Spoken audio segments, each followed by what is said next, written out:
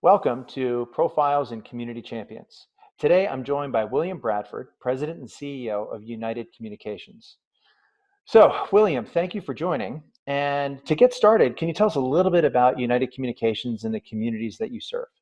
Great. Yeah, thanks, Scott. It's good to be on with you. United's been around for more than 70 years, serving primarily the rural areas of Middle Tennessee, just outside of Nashville. So we've got pretty much 6 counties that surround Nashville that we have been providing service to for a long time, and we've been growing that service area. Not only our legacy I-Lake area, but through many areas that were left behind with access to high-speed internet. So growing service area outside of Nashville, really great place to raise a family and build broadband networks. Great. So, can you tell us a little bit about how your community is managing their way through this COVID-19 crisis? I think you're probably going to hear similar things from me, you hear from other folks, but one, we've had great leadership from the state of Tennessee. I think, being the healthcare capital world here in Nashville, I've seen really great response. So it's been a good environment to operate in. Immediately on day one, the United team came together and said our priority is keeping our employees and our customers safe. So very early on, first 2 weeks of March, we had more than 90% of our employees working from home. We had staggered shifts. We had instituted safety precautions when working in the home, all the things many of our peers have done. And it's really worked really well. We've had a good run and been able to keep everybody safe. So that's the most important thing. Number two is just dealing with, the impact of this pandemic. A week before really the world changed in early March with the pandemic, we had a huge tornado come through Nashville that just wreaked havoc on the area. And so we were already coming off a pretty rough week. Our network held up really well, but you had a lot of individual outages. And we had 6 weeks of the pandemic, huge demand. So at the same time we were changing our schedules and sending people home, I think we installed almost 1,000 new services over that 8-week period. So really proud of the team stepping up. And then third, we had another band of non-tornado storms, but they did more damage than tornadoes just a week ago. So we're coming off another week. So we're hoping for a quiet week next week, Scott. But the team's done amazing. We've given them lots of extra vacation days and trying to get them out of the office and rested as much as possible. So we're hoping for a quiet week down here next week. Wow. Well, you've clearly had your fair share of challenges in addition to the pandemic. Yeah, I do remember reading about the tornadoes. So, what are some of the extra steps that you're doing to go above and beyond and make sure that your communities in their time of need are actually getting the connectivity that they require? Yeah, great question. We saw, just like everybody, saw huge increases in bandwidth, and fortunately, our network team was all over it. They were tracking it nightly. We had the ability to increase peering and DIA to the world. So first and foremost was just supporting a huge increase in demand and installs. Second, just like everybody else, we saw initially a huge wave of students and workers going home and working from home. So as you can imagine, people had deadlines to be up and running in their house. We would receive calls for service, and people were like, by Monday, I have to be able to have Right. internet at the house.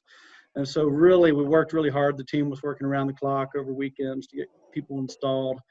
Um, and then similar to a lot of our peers, we made the pledge to keep America connected.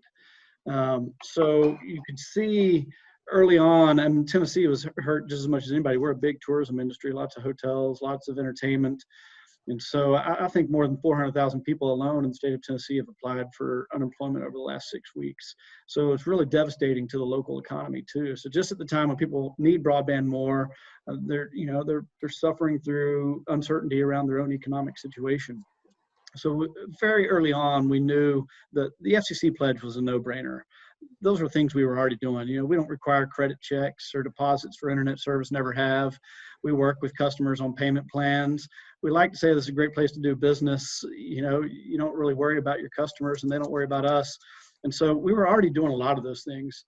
So for us, the team was really looking ahead in how can we support, the recovery. For us, we were already doing a lot of the things to be consumer friendly. That might not be so obvious to some of the big companies or people that live in large metro areas, but we were really already behaving like a good corporate citizen.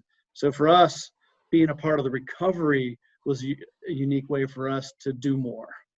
And so that's why our team came up with the community relief program. And it has a few aspects to it. One, we want to help mobilize the business world. We want them to be able to keep their own employees safe, get them back to work sooner, feel free to take risks themselves and help support the economy. So part of our community relief program is offering hosted VoIP services. Many customers hadn't utilized this before. So as you can imagine, I saw a presentation from Carl, and I think he was right on. This pandemic's really pulled forward the technology adoption curve pretty significantly. Right. And we're seeing that from our business community. A lot of people were fine with high-speed internet, but maybe traditional phone services, and you were seeing right out of the gates the ability to add mobile business phone services, hosted VoIP, really support the mobile workforce, support their VPNs, higher upload speeds provided by fiber, and really rolling out Wi-Fi 6. We felt like all of that was really enabling our business community to put people back to work and be part of the effort. So we've had a huge response so far, the community relief effort, which is now going into its second week. That's great. And your relief efforts, are clearly designed to the needs of your community. Has the response been pretty strong, or are they excited about what you're doing? It's pretty amazing, and it was pretty rewarding. I don't think we could have planned it to work out this way, but a lot of the businesses that were the first to sign up were the ones that were supporting the community themselves. And so it's pretty cool to be a part of their story. Anything from, the Mexican restaurant down the street that's already provided 1,500 meals for school children who no longer have school lunches. And they found that they couldn't even process their own orders because they didn't have the communications infrastructure in their restaurant to support that. So that was cool to be part of that story. A lot of the nonprofits who, really were trying to mobilize their own workforce and make sure they're needed more now than ever before. And so being able to support some of the nonprofits in our community, really transition how they enable their own volunteers and their own workers, were some of the early success stories. So to me, that was really rewarding, and didn't really think about that aspect of it. But those are the businesses that were most active right now, and being part of that nice pay it forward cycle here in the community is really cool.